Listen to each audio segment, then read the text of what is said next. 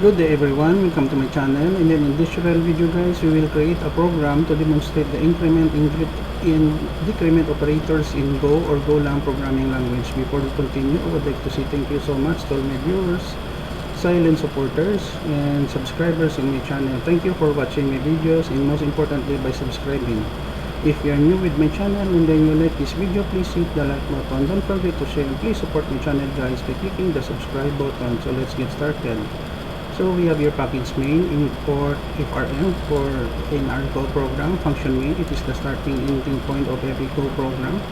And then we have here the title, increment and decrement operators in Go. We have your variable x, we assign with 10. And then here with the initial value, we have 10. Increment, we will have 11 here after the increment. Decrement, we subtract 1 by 1. So increment by 1, decrement by 1. So after decrement, it will have a value of 9. And then end of program, it's informed the user that the program has ended. And then we close our program. We have a new line in line number 19 and 21.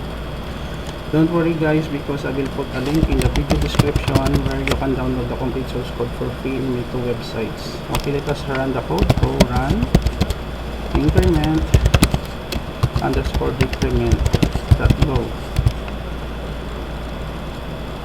Okay, so we have here the output. So in increment decrement operators in Go, initial value of x is 10. After the increment, we have 11.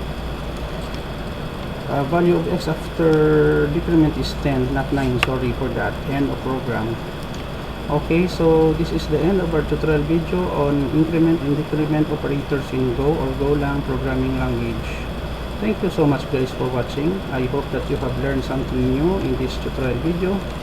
If you like this video, please hit the like button. Don't forget to share and please support my channel guys by clicking the subscribe button. Don't forget to click the notification bell so that you will be notified with the newly uploaded video.